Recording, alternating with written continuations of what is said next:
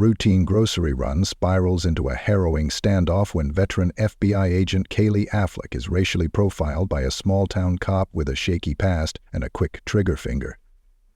What begins as a simple misunderstanding turns dangerous as pride, prejudice, and power collide in the middle of a quiet supermarket aisle. As Caylee remains calm under pressure, unaware that her actions are being filmed, an entire town begins watching, questioning who belongs and who holds the right to judge. With her identity still unrevealed and the gun still drawn, one decision could shatter lives or save them. What will happen when the person holding the gun realizes who he's pointing it at? Caylee Affleck wasn't someone people forgot. Not because she was loud or commanding, but because she carried the kind of stillness that made others uneasy. A quiet certainty in her voice, eyes that watched everything and missed nothing. Even after 30 years in the bureau, her walk never lost its discipline. Her voice never raised unless it had to. She didn't have to shout to be respected. She just stood there. And people listened. But tonight, she wasn't standing behind a podium or briefing a task force on civil rights violations. She was staring at frozen peas, exhausted from a 14-hour day that involved interviewing a grieving family and chasing leads that kept going cold. Her hand hovered over the steam and bag broccoli when she heard the unmistakable sound of heavy boots and a belt weighed down with authority approaching fast. She didn't flinch. Just closed the freezer door slowly and turned her head halfway, catching a glimpse of him before he even opened his mouth. "Let me see some ID." The voice came, sharp, clipped, too eager. Caylee turned fully now, her expression neutral, eyes alert. The officer was young, mid to late 20s maybe, white, broad in the shoulders, tense in the jaw, like a man who felt the world was challenging him at every corner. His hand rested firmly on his holstered weapon, thumb already unfastening the snap. That alone told her everything she needed to know. Not protocol, not procedure. Instinct. "Is there a problem, officer?" Caylee asked, keeping both hands clearly visible on her cart. Her voice was steady, not even a ripple. "We got a call about suspicious activity," the officer replied, his tone already defensive, like he expected her not to comply. She didn't roll her eyes or sigh. Instead, she nodded slowly. "And what was the description?" He blinked, just once. A flicker of something. Doubt, maybe, but it was gone as fast as it came. "You match it." Caylee suppressed the smallest twitch at the corner of her mouth. She was wearing a navy blazer over a dark gray sweater and black slacks. Nothing dramatic, nothing flashy, just a woman, grocery shopping. But that wasn't what he saw. "Very well," she said, her voice still calm, almost too calm. "I'm going to reach inside my coat to show you my credentials, slowly." "Just keep your hands where I can see them," he said, and now his voice was shaking slightly, which made her more concerned than anything else. She did exactly as she said, moving with the deliberate patience of someone who knew how close the world was to catching fire. Her fingers slid into her inner pocket and emerged with a black leather wallet, flipping it open to reveal her badge and ID. "FBI, Special Agent Caylee Affleck." The officer didn't move. She could see him scanning the card, processing the seal, the gold lettering, the photo. She could also see that something in him refused to let go of the script in his head. "Where's your weapon?" he asked. Caylee nodded to her right side. "Secured, holstered. I am off duty, but still carrying, as is my right and responsibility." His eyes darted down, confirming the shape beneath her coat, then up again, distrust still crackling behind them like a radio with bad reception. "Mind if I ask your name, officer?" she said. He hesitated. "Harlow. Officer Brent Harlow." "Harlow," she repeated. "You're new to Ashford." His jaw clenched slightly. 3 years. "New enough," she murmured. "Because anyone who's worked here long enough knows who I am." She didn't mean it to sound arrogant. It wasn't. Just the truth. Caylee Affleck had grown up in Ashford, Virginia, left, risen through the ranks, and returned to oversee some of the most difficult investigations in the state. She hadn't expected a red carpet, but she had expected better. He didn't like being challenged, even gently. His hand twitched again near his weapon. "We still need to verify," he muttered. "You could have lifted that badge off someone." It wasn't the first time someone had said that to her, but it never stopped stinging. From behind them, near the bread aisle, a voice called out, tentative. "Excuse me, officer. I think there's been a misunderstanding." It was the store manager, middle-aged, wiry, with a nervous energy. Elliot Briggs. Caylee remembered helping his niece with a scholarship recommendation. He wrung his hands now like they were wet. "She's a regular here. That's Agent Affleck," Elliot said. She's FBI. "I'll handle this," Officer Harlow snapped, not even looking at him. Elliot took a step back, but didn't leave. Neither did the small crowd that had begun to slow down their carts and linger a little too long by the end caps. A teenage girl held her phone just low enough to avoid drawing attention, but it was angled up, recording. Caylee noticed. So did Harlow. And that, more than anything, seemed to escalate the heat. "You're interfering with police procedure," he said, stepping closer to her now, voice low and tight. "You didn't move." "I've complied. I've shown you identification. I am not interfering. I am standing still, officer." "You were acting suspicious." "Grocery shopping?" she asked, arching an eyebrow. "You were scanning too many items without placing them in your cart. That's what the caller said." Caylee exhaled softly. "I was comparing nutrition labels." "Ma'am, don't get smart with me." "I'm not," she said simply. "I'm being honest." She saw it happen in his eyes before his hand moved again, that flash of defensiveness twisting into something uglier, something itching to be in control. "Turn around," he ordered, hands on the cart. There was a pause. It wasn't long, but it was enough. "Officer Harlow," she said, her voice the calmest it had been all night, "I would like to speak to your supervisor. Right now." No, that wasn't a request. His face flushed, then paled. He was still holding on to the moment where he could choose pride or protocol. Behind them, more phones were out now. More eyes watching. No one helping, not yet. Just recording. Elliot stepped forward again, voice higher than before. "She didn't do anything wrong. Can't you just call it in?"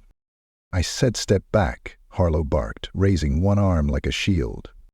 And that's when Caylee saw it. The way his fingers curled tighter around his holster. The way his thumb now pressed against the grip, not just hovering. She wasn't afraid. Not yet. But she understood what was happening. This was the moment. The fulcrum. Where training failed and ego took over. Where men like Harlow forgot they were there to serve, not dominate. And it always started with something small. A glance. A question. A woman not being afraid when she was supposed to be. She looked him in the eye. "You're making a mistake," she said. He didn't blink. Outside, in the parking lot, a cruiser pulled up fast and hard. Another officer stepped out. Older, taller, moving with purpose. His voice rang out before the sliding doors even fully opened. "Harlow." Caylee didn't turn. She kept her eyes on him. But she saw Harlow's shoulders tense, saw the realization bloom behind his eyes like a fire alarm going off. She didn't smile, she didn't gloat. She just waited. Because some men only learn when their silence is broken by a voice that sounds too much like their own. And some lessons come too late. Brent Harlow had never liked being told what to do, especially not in public, especially not by a woman. Especially not by a black woman, who didn't stutter, didn't back down, and didn't flinch when he gripped the gun like it was a truth he could hold. He'd barely registered the voice shouting his name until it landed in the center of his chest like a punch. Then it was unmistakable. Chief Malcolm Rhodes. The man who'd trained half the department walked with a permanent limp from an old bar shootout and carried himself like he had nothing left to prove. Brent straightened, but not fast enough. He took one step back from Caylee Affleck, and in that tiny shift, the power balance in the aisle shattered. The chief's boots echoed too loudly on the polished tile. The fluorescent lights buzzed overhead like angry flies. The store was silent, except for the rhythm of his walk. He didn't shout again. He didn't have to. Rhodes came to a stop beside Brent, giving him a long, wordless stare. Then he turned to Caylee. "Agent Affleck." She inclined her head. "Chief Rhodes." The exchange was minimal, but rich with weight, history, recognition, respect. "What's going on here?" Rhodes asked without looking at Brent. "I received a report of suspicious activity," Brent started, stiff, rehearsed. "This woman matched the description.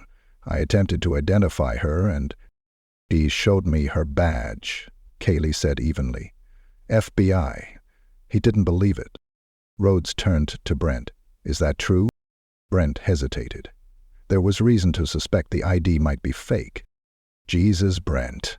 The chief didn't raise his voice. That somehow made it worse. "You've been on this force for 3 years. You know what a federal badge looks like." "He was acting suspicious," Brent said again, reaching for something, anything, to justify what he'd already done. Rhodes's jaw worked for a moment like he was trying to bite back the bitterest taste. Then he pointed to the badge still clipped to Caylee's open ID case. "Read it out loud." Brent blinked. "What?" "You heard me." Brent swallowed. "Special Agent Caylee Affleck, Federal Bureau of Investigation. Identification number—" "Enough." Rhodes turned back to Caylee. "I'm sorry, truly." She nodded once, controlled. "I'd like a copy of the incident report filed, including the caller's statement." "You'll have it," Rhodes said, "and this will be addressed immediately." It was a promise, and Caylee knew enough about Malcolm Rhodes to know he didn't make empty ones. The crowd was still there, mostly silent now, but several people had captured the whole thing on their phones. The tension didn't dissolve. It shifted.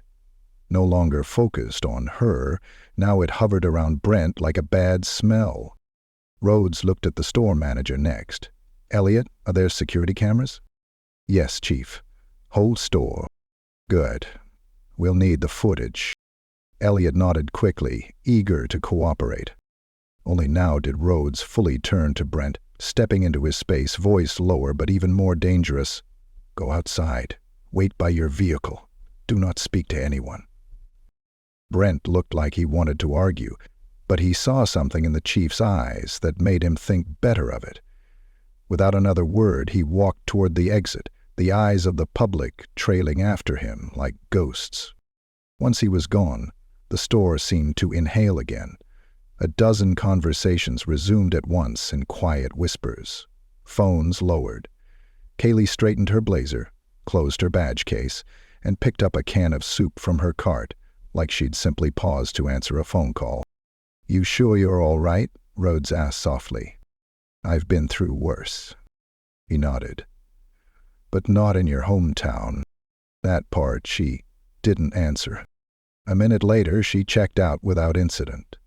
Rhodes didn't leave her side until she stepped out the sliding doors. Only then did she let out a breath she hadn't realized she'd been holding. In the parking lot, Brent stood beside his cruiser, jaw tight, face blank. He didn't look at her as she walked past. She didn't look at him either. When she got into her car, she didn't start it right away. Her hands stayed on the wheel. Her reflection stared back at her from the rearview mirror. Calm, composed, but tired. Not physically, soul-tired. She reached for her phone and called her daughter. "Hey, Mom," Naomi answered after 2 rings. "You okay?" Caylee smiled softly. "You always start with that. Because I know how your days go, especially down there." "I'm okay," she said. Just had a moment. Naomi didn't need more than that. Do I need to come down from D.C.? No, Caylee said quickly. Stay focused. Finals are coming up. Just remind me again what you're going to be. There was a pause. I'm going to be a civil rights attorney. That's right, Caylee said, her throat tightening. Pardon. I'm proud of you, Mom. Right back at you. She ended the call and finally turned the key in the ignition. The engine hummed to life, but her thoughts stayed stuck in the aisle, frozen like the peas she never got to buy. Officer Brent Harlow sat stiffly in the small office across from Chief Rhodes later that night, his jaw set, arms crossed like he expected to be scolded but not actually punished. Rhodes tossed a file down in front of him. 6 civilian complaints, all within the last 18 months. They were cleared, Brent said. They were buried, Rhodes corrected, and I know who did the burying, but not anymore. Brent stayed silent, but his fingers curled around the edge of the chair. You humiliated a decorated federal agent, Rhodes said. In public, with a weapon drawn, with cameras rolling, and all because a white cashier got nervous about a black woman comparing soup labels. She didn't act normal, Brent muttered. She acted like a black woman who's been profiled before, Rhodes snapped. Calm, cautious, controlled. That's what they do when they don't want to die in a damn supermarket. Brent opened his mouth, but Rhodes cut him off with a raised hand. You think this job is about gut instinct? About feeling out who belongs and who doesn't? You're not a dog sniffing fear. You're a public servant, and you failed. There was no yelling, no theatrics, just the kind of quiet rage that could reduce a man to dust. Outside the station, a small group had already begun to gather. A protest was forming, word spreading fast. The footage had already gone viral. The community was waking up. Rhodes stood. You're suspended, indefinitely. Internal Affairs will conduct a review, and if it were up to me, your badge wouldn't see daylight again. Brent rose, jaw tight. You think I'm the problem? Rhodes stared at him for a long moment. You're not the problem. You're just a very loud symptom. Then he turned away, leaving Brent to sit alone with the sound of the community growing louder outside. Back at home, Caylee sat in her quiet kitchen, turning a spoon through a bowl of soup she wasn't hungry for. She watched the video on her phone. Herself standing still, composed, unshaken, while Brent's voice grew sharper, his hand hovered too long. And then the comments. How does this still happen? He could have died right there. I'm so glad it was caught on camera. Hamley did it take a badge to be believed. She turned the screen face down. In the living room, an old photo sat on the mantel. Her husband in uniform, arm around her. Naomi just a toddler. She'd buried him 15 years ago after a drunk driver took a left turn too fast. He'd served with honor, just like she had. But even his uniform wouldn't have protected him that night in the aisle. And she knew it. Ashford looked better on postcards than it did in truth. White picket fences, tulip beds, a gazebo downtown that still hosted Christmas carolers in December and pie contests in July. The kind of town people called quaint in glossy tourism ads, where Main Street still had a barber shop, a diner with stools that swiveled, and a single-screen movie theater with a crooked sign. To outsiders it was charming. To those who grew up there, especially if your skin wasn't the right shade, it was something else entirely. Caylee Affleck had walked those same sidewalks as a girl, books clutched to her chest, head held high. Her mother always told her, "You don't bow to a town that won't kneel for your humanity," and she never did. But that didn't mean Ashford made it easy. The neighborhoods were still divided, not by fences or gates, but by patterns and silences. East of the train tracks, porch swings were chipped and kids played on cracked sidewalks. That was where Caylee grew up. The west side had manicured lawns and fresh mulch every season. People rarely crossed over unless it was for yard work or trouble. After the incident at the grocery store, Ashford wasn't quiet anymore. That silence, the one that always hummed beneath its hospitality, was cracking. The video footage had racked up hundreds of thousands of views. The story had been picked up by 3 major news outlets, and Caylee's phone hadn't stopped buzzing, even though she'd turned it off the night before. She didn't want to talk to journalists. She didn't want apologies or outrage or speeches. She wanted accountability. And she wanted her town to stop pretending it wasn't what it was. She drove through Ashford that morning with a different kind of focus, seeing the places of her childhood not as memories but as context. The old Methodist church where she'd once been told she couldn't join the youth choir because your voice doesn't blend. The ice cream shop that never served her mother unless she went around to the side window. The Ashford Police Department where her father once had to beg for help when his garage was vandalized, and no one showed. Some ghosts never left. They just sat in storefronts and rocked on porches, sipping sweet tea like they'd earned it. As she pulled into the parking lot of the Ashford Community Center, she saw the signs already going up. Justice for Caylee, accountability now, badge doesn't equal innocence.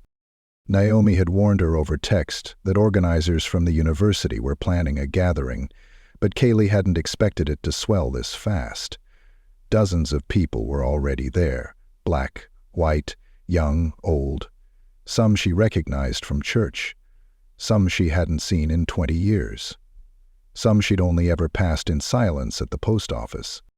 She stepped out of her car and immediately felt the shift. People turned, voices dropped, phones came out. She wasn't just a figure in a video now.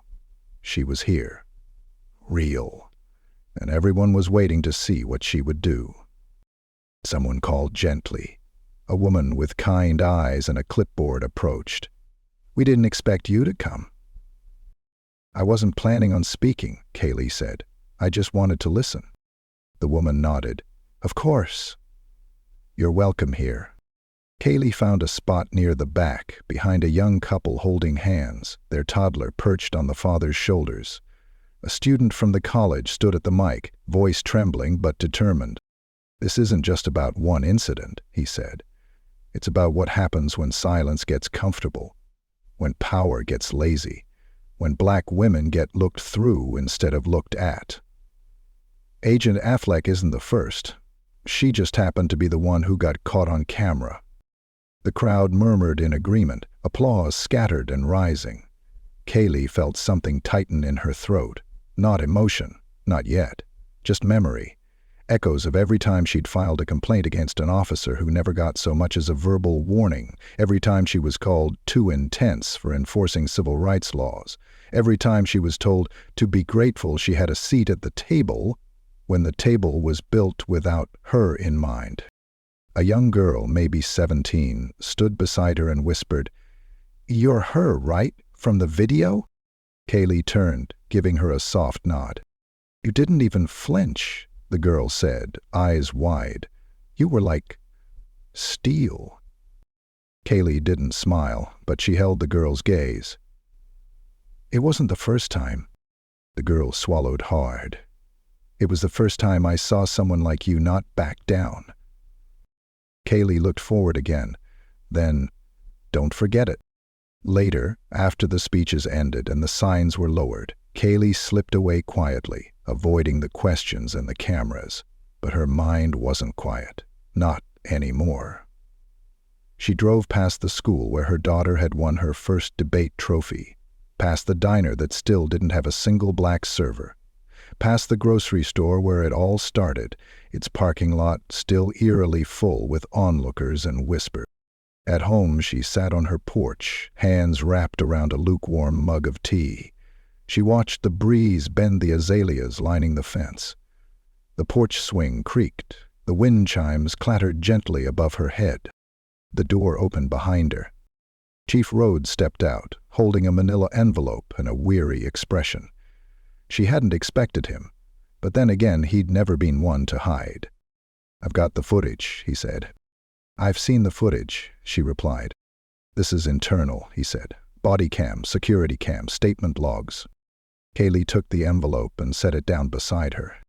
He hesitated. "There's something else." She waited. The call came from a cashier, 21 years old, first week on the job. Said you were scanning items too long. Caylee looked at him. "She said you looked like you were casing the place."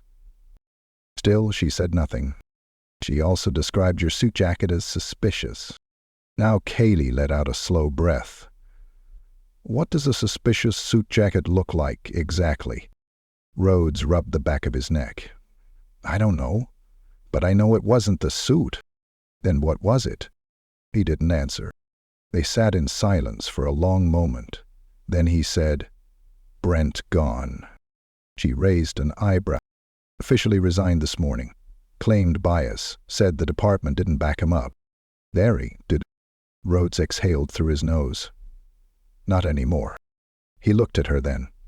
Really looked. Not with pity, not with guilt.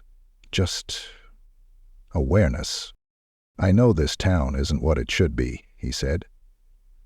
"I've spent too long thinking it would fix itself. It won't." Caylee nodded slowly. "Then help fix it." Rhodes looked down at his hands.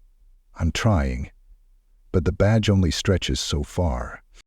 Caylee glanced toward the envelope. "So, stretch it further." He stood. "You ever thought about running for chief?" She looked up at him. "You offering to retire?" He gave a dry laugh. "Not today, but soon." Then he left, boots echoing down the steps, the sound of someone walking away but not out. Caylee sat back in her chair, fingers tracing the edge of the envelope. Ashford was shifting. Not fast, not loud, but something was breaking open. And this time she wasn't walking away. The phones came out long before the guns were drawn. It was a teenage girl who started it. Jenna Langford, 16, standing by the clearance end cap with a pack of paper towels in her hands and a front row view of something that didn't feel quite right. She'd seen the officer walk in stiffly, eyes scanning too hard.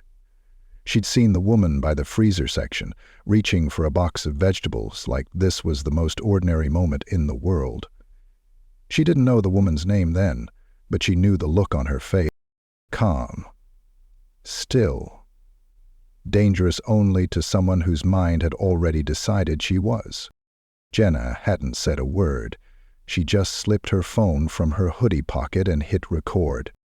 Later, she'd be interviewed on the local news, her words shaky but certain.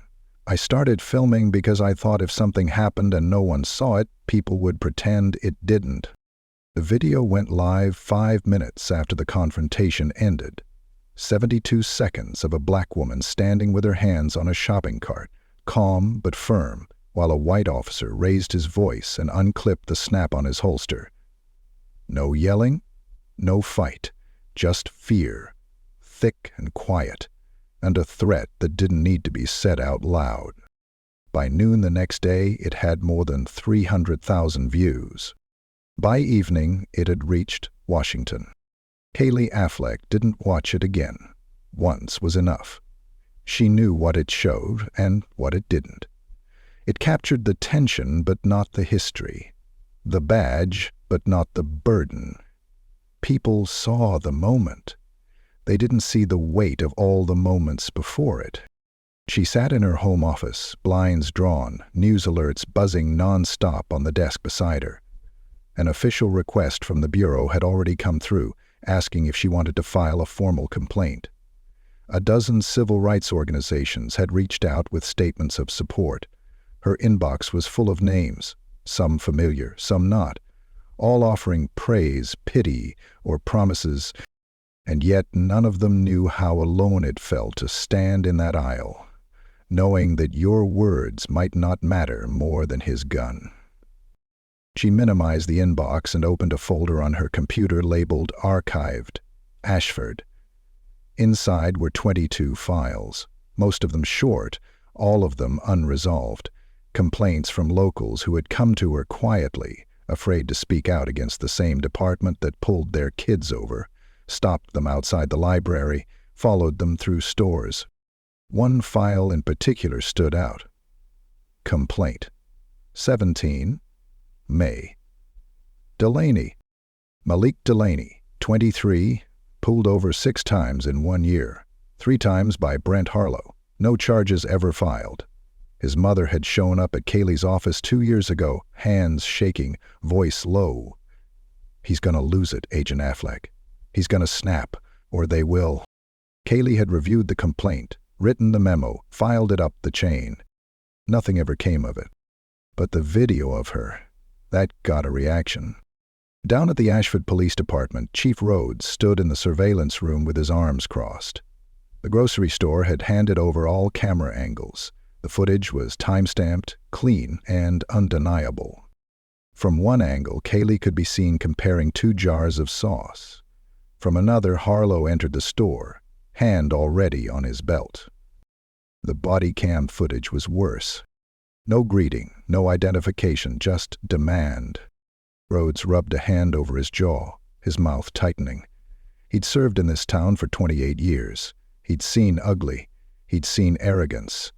But this was a cocktail of both, shaken into a moment that now defined the department in front of the entire country. He hit pause on the footage and looked over at his deputy, Marla Whitaker. "What do you see?" he asked. Marla didn't blink. A man who thought the badge gave him the right to be reckless. Rhodes nodded once. "And the woman?" he asked, quieter now. Marla glanced at the screen where Caylee's face stared back. Calm, measured, the kind of stillness people mistake for compliance. But that was control. That was survival. Rhodes didn't speak for a long time. He was thinking about the conversation they'd had 24 hours earlier, her telling him to stretch the badge further. She wasn't wrong. But he also knew what happened to men who reached too far in towns like this. They got replaced, or worse, forgotten. Later that evening, he met with the mayor. Margaret Booth was a woman who built her career on charm and deniability. She ran unopposed in the last election, still wore pearls to press conferences, and had a way of tilting her head like she was listening, even when she wasn't. "Malcolm," she said as he sat down in her office, "this isn't ideal." Rhodes didn't respond. Clearly this officer made a mistake, but we can't afford a scandal. Not now. Not after the budget hearings. He leaned forward. He didn't make a mistake. He made a decision.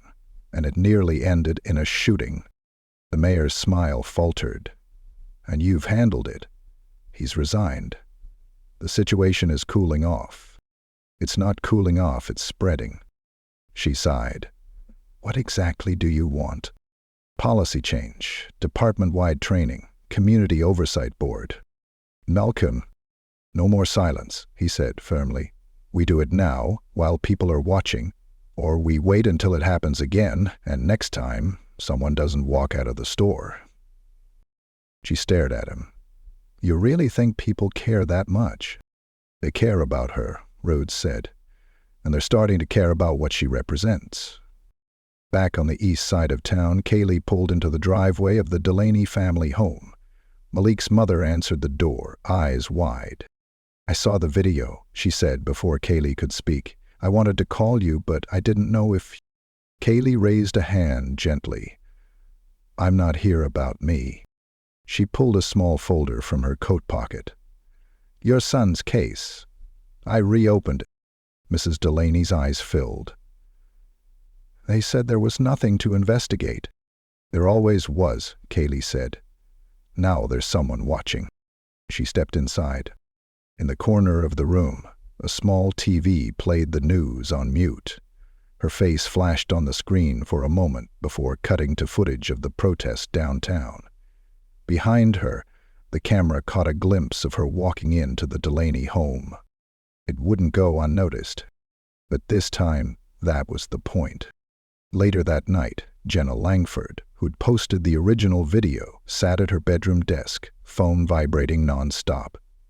She'd been interviewed by 3 blogs, 2 local channels, and a stranger from Los Angeles who said he wanted to fly her out to speak on a panel. But it wasn't fame she felt. It was pressure. Her parents had told her to stay quiet, not stir the pot. Her classmates whispered in the hallways. But her inbox was filled with messages from strangers thanking her, saying they'd been there too. She clicked open one of them from a woman in Maryland. It simply read, "Thank you for being brave when others chose to be silent."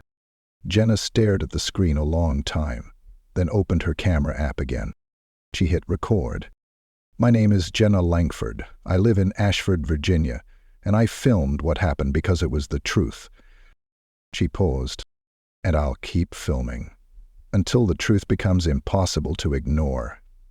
Chief Malcolm Rhodes had driven past the turn to his house 3 times already. He kept looping the same stretch of highway, headlights bouncing off the faded white lines, as if circling the edge of a decision. The radio was off. His badge sat heavy on the passenger seat, untouched. He'd worn it for 28 years, but tonight, it didn't feel like protection. It felt like a question. He finally pulled into the Ashford Police Department's back lot just before 10 p.m. The building was mostly dark, save for the flickering security light above the exit. Inside, only a few night shift officers remained, none of whom had been involved in the incident with Agent Caylee Affleck. They all gave him that familiar nod, the one that said, "We see you, but we don't know what to say." He walked past them silently and took the stairs to his office 2 at a time. His knees protested. He ignored them. Inside, the envelope with Brent Harlow's resignation still sat on the edge of his desk. Beside it, the disciplinary reports, the official memo from the FBI's Internal Affairs Unit, and a growing stack of printed-out emails from concerned citizens. Some of them were furious, some were exhausted, and some, especially from Ashford's own residents, read like confessionals, years of swallowed discomfort finally pouring out. Rhodes picked up the phone and dialed the number he'd been putting off since morning. It rang 3 times before a voice answered. Female. Steady. "It's Rhodes." A pause, then, "Still working late, huh? Seems neither of us knows how to quit." Caylee's voice softened. "You didn't have to call." "I did," he said. "Not for PR. For you." She didn't reply, but he could hear her listening. "I want to go public," Rhodes continued. "I want to hold a press conference tomorrow, not just about Brent, about the department, the past, the future." "And you're asking if I'll stand next to you?" she asked. "I'm asking if you'll stand with me." Another pause. Then, "Only if you tell the truth." He let out a breath. "I will. I'll be there," she said. When Rhodes hung up, he leaned back in his chair and stared at the ceiling. For the first time in years, he didn't feel like just a man in charge of a department.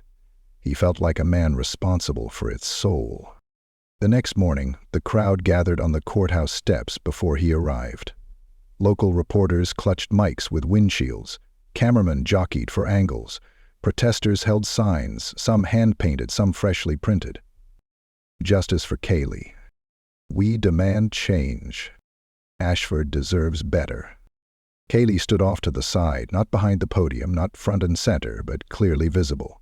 She wore a simple navy coat and no makeup, her presence alone demanding attention.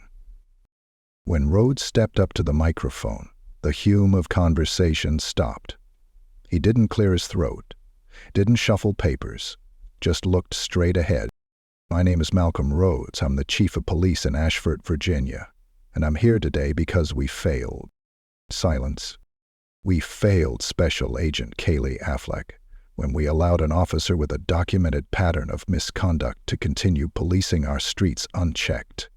We failed this community by protecting our own image more than we protected your trust. And we failed ourselves by not listening sooner." Cameras clicked rapidly. I've accepted the resignation of Officer Brent Harlow. He will not serve in this town again. That's a start, but it's not enough. He turned slightly, gesturing toward Caylee. This woman has spent her life upholding the law, risking her safety for people she may never meet, and she was treated like a threat for existing while black in a grocery store. That's not policing. That's profiling. A soft murmur ran through the crowd. Rhodes continued. Starting today, the Ashford Police Department will launch a new accountability board made up of citizens from all parts of this town. We will require every officer to undergo training in de-escalation, racial bias, and civil rights law, and I will personally review every use of force report that crosses my desk. He let that hang in the air for a moment.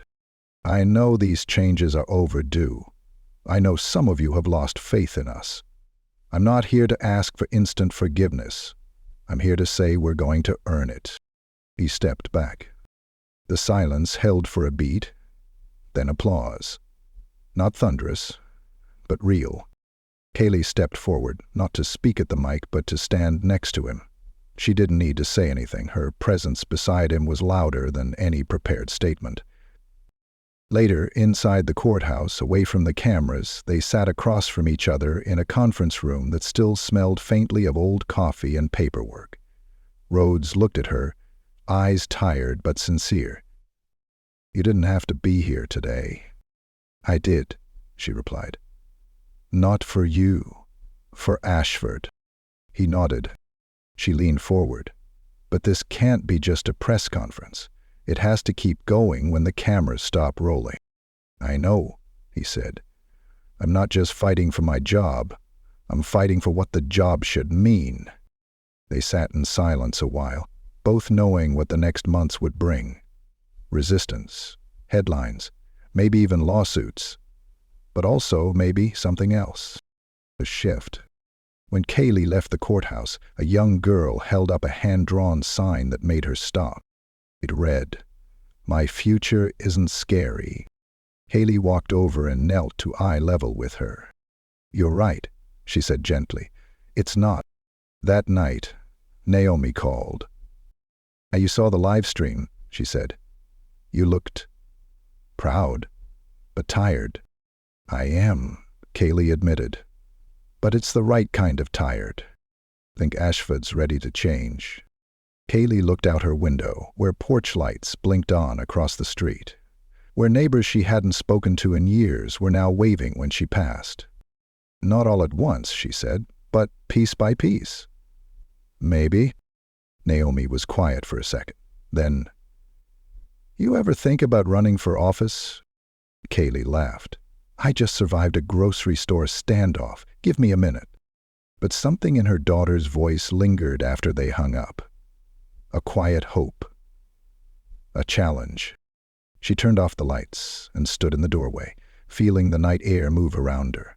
Not cold, not warm, just possible. 6 weeks after the confrontation at the grocery store, the town of Ashford felt different. Not dramatically, not loudly, but there was a new undercurrent, like the hum of electricity in a room that had been quiet too long. People were speaking softer, listening harder, some with guilt, others with pride, but everyone, for once, was paying attention. The Community Oversight Board held its first meeting in the high school gymnasium on a rainy Wednesday evening. Folding chairs filled the floor. The old PA system popped and crackled, but when Caylee Affleck stepped up to speak, no one cared about the noise. They leaned in. Because she wasn't just a guest speaker. She was the reason any of them were in that room at all. I don't stand here today to say I fixed anything, she told them. Because one incident didn't start this problem and one woman can't solve it. But what happened to me opened a door, and all of you stepped through it. Now we walk together. Applause rippled across the gym. Some stood, others wiped their eyes. Caylee stepped down without a smile, but with something softer behind her eyes. Something that had taken root in the weeks since that moment with Officer Harlow. Something like healing. Chief Rhodes stood at the back of the gym, hands in his pockets, watching it all unfold. He hadn't spoken yet, and maybe he wouldn't. Maybe this wasn't about his voice anymore. He watched Caylee move through the crowd, stopping to shake hands, listening more than she spoke. Later, as the room emptied and the floor was littered with notes, flyers, and donut crumbs, he approached her with an envelope in his hand. "You've been busy," she said, arms folded, but her tone light. "You too," he said, holding out the envelope. "Thought you should see this." She opened it. Inside was a formal letter from the mayor's office. "Your recommendation. Unanimous. Ashford's new community liaison officer position, created as a bridge between law enforcement and the public, had been offered to her." She looked up. "You sure about this?" she asked. "I didn't push for it," he said. "They did." Caylee glanced at the room behind him, now half empty, the air still warm with purpose. "Then I'll take it," she said. The next morning, she reported for duty. Without a gun, without a badge, but with more authority than either ever gave her. Her new office was a modest space inside City Hall with mismatched furniture and one flickering desk lamp. But it had windows. It had a door she could leave open. And it had a line outside by 10 o'clock a.m.ing. Teachers, parents, retirees, business owners, teens with clipboards and questions. People she'd never met, and people who once crossed the street to avoid her. They came to talk, and she listened. One afternoon, a familiar face stepped inside. Haley Dobbins, the young cashier who had made the call that started everything. He stopped, unstopped. She looked different now, more pale, more aware. She held a letter in her trembling hands. "I came to say I'm sorry," Haley said. I thought." Caylee motioned for her to sit. "I know what you thought," she said gently. "That's the problem." Haley's eyes filled. "I've been doing the training. I've been reading. I'm not asking you to forgive me. I just needed to say it out loud." Caylee nodded, then leaned forward. "You don't need my forgiveness. You need to make sure no one ever feels invisible around you again." Haley wiped her nose. "I will." She stood to leave, then paused. "My mom always said people only change when it's personal." Caylee gave a small smile. "Then maybe this needed to be." The door closed behind her, and Caylee sat back, letting the moment pass. It didn't undo anything, but it mattered. End of chapter 9. The following week, Caylee stood at the ribbon cutting for Ashford's new youth mentorship program, an initiative she helped create. Naomi was there, standing tall beside her mother, camera crew behind them. She'd postponed a law school interview just to make it. "You know," Naomi whispered as the scissors were handed over, "this town might just deserve you after all." Caylee chuckled. "Not sure it ever will. But they're trying," Naomi said. They cut the ribbon together. The photo landed on the front page of the Ashford Gazette. It ran with a headline that read, "The bridge we didn't know we needed." But the real win wasn't in the headlines. It was in the way people greeted her at the post office, the way patrol cars started lingering less outside the community center, the way kids on the East Side started talking about careers in law enforcement, not with sarcasm, but with possibility. It was in how the town looked her in the eye now, and didn't look away. On a Sunday morning, Caylee sat in her kitchen with a coffee in hand, reading through proposals and updates. Naomi sat across from her, flipping through law school brochures. "You ever gonna slow down?" Naomi asked. Caylee shrugged. "Not if I can help it." "You ever think about being chief?" Caylee smiled. "You ever think about sleeping in on the weekend?" "Touche," Naomi said, grinning. Outside, the town carried on, quiet, steady, maybe even hopeful. And inside that house, two black women made plans not for revenge, but for reform. Not out of anger, but out of belief. Belief that people could change. That a badge could mean protection, not fear. That a name like Caylee Affleck could stand not as a cautionary tale, but as a blueprint. She stood and stretched, her joints popping gently, the morning sun cutting across the kitchen floor. Naomi looked up. "Where you headed now?" Caylee paused at the door. "Back into town," she said. "Plenty of work to do." And with that she stepped outside, not as someone who had been wronged, but as someone who had made it right.